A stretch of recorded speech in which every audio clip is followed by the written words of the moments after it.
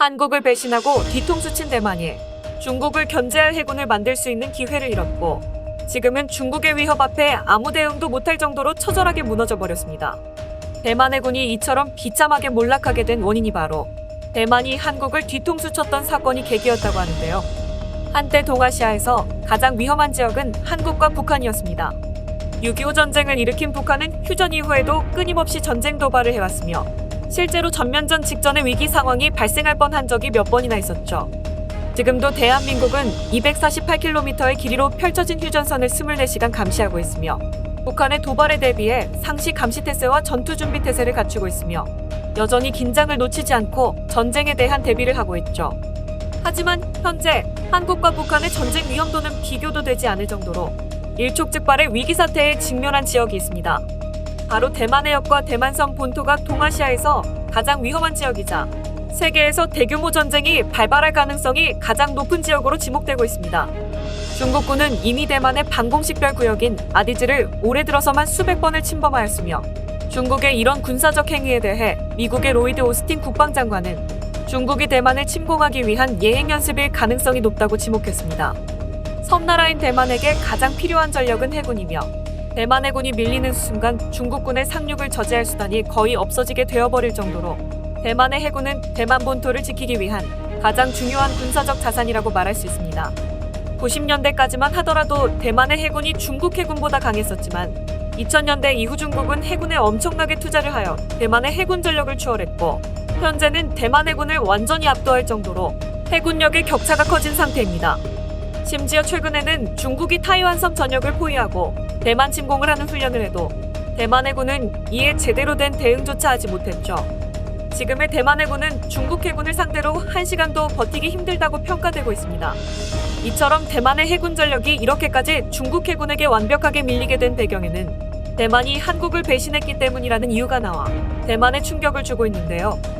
한때 대만은 한국군의 군함 기술을 배워 해군력을 강력하게 증강할 수 있던 기회가 있었지만, 대만이 한국의 뒤통수를 제대로 치고 배신했던 사건이 있었습니다.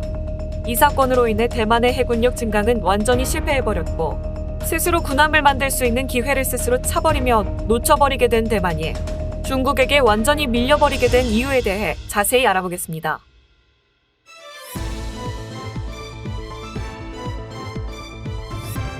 Global News Korea. 1971년 유엔에서 퇴출되어 버린 대만. 유엔에서 대만이 버려지게 되자 그때까지 대만과 수교를 하던 국가의 절반이 대만과 단교를 선언했습니다. 선진국들인 네덜란드, 서독, 미국 등 많은 자유진영의 국가들이 대만과 단교를 했고, 대만이 그렇게 좋아하고 찬양을 맞이 않았던 일본조차 바로 대만을 손절해버렸죠. 냉전 시대의 종식이 시작되면서 자유진영과 공산진영의 장막이 걷어지게 되었고, 중국이라는 새로운 신흥시장과 교류를 원하던 많은 나라들은 중국과 수교를 위해 손을 내밀었죠. 당시 중국은 자신들과 수교를 하기 위해 손을 내민 국가들에게 한 가지의 조건을 내걸었습니다. 바로 대만과 단교를 하라는 것이었죠. 대만이 지금까지 차지하고 있던 국제적인 자리에서는 중국이 자신들의 자리를 대신 차지하게 되었고, 냉전 시대에 같은 편이었던 대부분의 자유진영 국가들마저 중국과 수교를 하기 위해 대만을 손절해버렸죠. 냉정한 국제세계에서 보잘것없는 작은 섬나라보다는 인구 10억의 신흥시장이 다른 나라들에게는 더 매력적으로 보였던 것입니다. 1980년대에 와서는 자유진영의 대부분의 나라들이 중국과의 수교를 위해 대만을 버렸습니다. 대만은 졸지의 국제적인 왕따가 되어버렸죠. 하지만 많은 나라들이 대만을 버리던 그 시기에도 한국은 대만을 버리지 않고 끝까지 대만과 수교를 하며 대만의 편으로 남아 있었습니다. 민주주의의 가치를 내세운 동료 국가를 버리고 공산국가인 중국과 수교를 한다는 것은 당시의 한국에게는 용납할 수 없는 일이었죠. 대한민국이 이렇게 대만의 곁을 지키고 있었지만, 솔직히 10억 명의 인구를 가진 신흥시장인 중국은 대만이 봐도 꽤 매력적인 시장이었고, 대만의 입장에서는 한국도 떨어져 나갈까봐 불안한 상황이었습니다.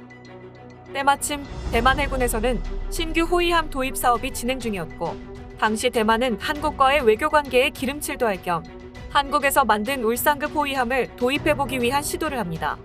당시 한국은 대만에게 호의적이었고, 좋은 조건으로 대만의 차기 호위함 사업에 참가했습니다.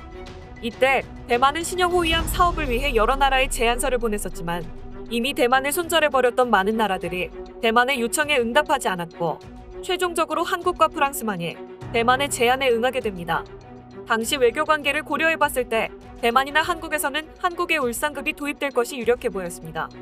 한국은 울산급을 도입하겠다는 대만에게 파격적으로 라이센스를 제공하고 일본은 대만에서 직접 울산급 전투함을 건조할 수 있게 해주고 기술 이전을 약속하는 등 대만에게 여러모로 파격적인 조건을 제시했습니다.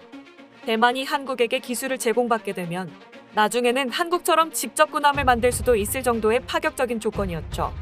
실제로 한국 해군 관계자들이 대만에 방문하기도 하는 등 대만의 신형 호위함 도입 사업은 성사 직전까지 진행이 되었습니다. 하지만 이 사업이 언론에 유출되면서부터 문제가 터지기 시작했습니다. 당시 대만 언론은 한국 같은 후진국에서 군함을 산다며 여론을 호도하기 바빴고 당시 한국을 얕잡아 보고 있던 대만인들은 위대한 중화민국이 저런 후진국의 배를 산다며 말도 안 된다며 그야말로 시민들이 나서서 난리를 쳤습니다. 그러면서 대만의 언론들은 한국 같은 후진국의 배가 아닌 선진국 프랑스의 배를 사야 한다며 프랑스의 라파에트급 호위함을 사야 한다고 분위기가 급반전하기 시작했고 대만의 시민들은 울산급의 도입을 결사반대하며 시위에 나섰습니다. 결국 대만 정부는 한국의 울산급 도입을 취소해버렸는데요.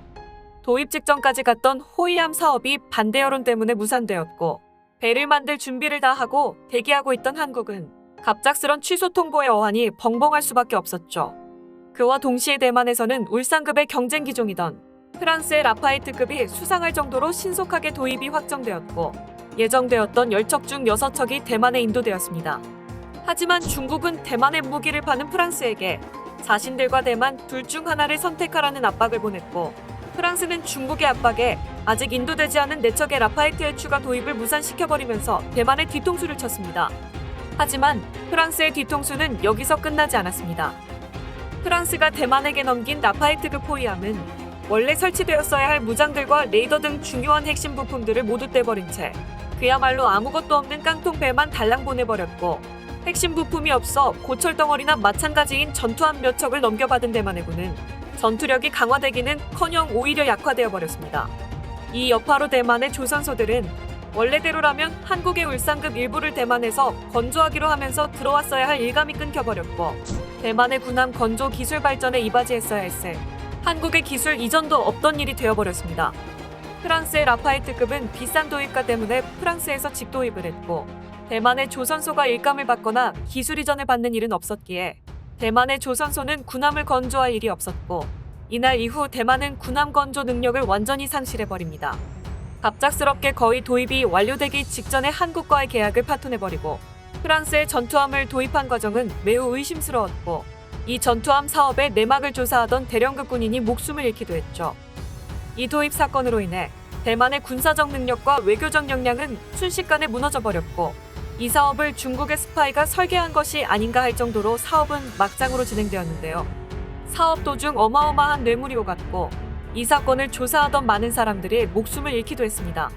원래 예정대로 한국의 뒤통수를 치지 않고 제대로 진행을 했었다면 대만군은 한국의 기술도 이전받을 수 있었을 것이고 자체적으로 군함도 만들어 중국 해군에 대항할 수 있는 역량을 키울 수 있었을 것입니다. 하지만 대만의 배신으로 모든 건 무산이 됐고 대만은 프랑스산 깡통배 몇 척만 받게 돼버린 채 군함을 만들 수 있는 기회조차 잃고 말았죠. 이후에는 한국도 90년대에 들어서 대만과 완전히 수교를 끊어버리며 손절을 했고 홀로 남은 대만은 스스로 강해질 능력마저 상실해버렸습니다. 이 결과가 지금 와서 중국과 대만 해군의 엄청난 전력차가 되어 돌아옵니다. 중국 해군이 그렇게 군함을 만들 동안 대만은 스스로 군함조차 만들지 못한 채 멈춰버렸던 것이고 중국의 위협 앞에 제대로 대항하기 힘들 정도로 약한 해군으로 전락해버렸습니다. 대만에게 당시 한국은 얼마 남지 않은 친구 국가였으며 동아시아에 유일하게 둘만 남은 반공국가로 서로를 의지했어야 했지만 대만의 여러 가지 배신은 결국 한국이 대만에게 등을 돌리게 된 원인 중 하나가 되었습니다. 오늘 준비한 소식은 여기까지입니다. 끝까지 시청해주셔서 감사합니다. 영상이 마음에 드셨다면 구독과 좋아요를 눌러 응원 부탁드리겠습니다.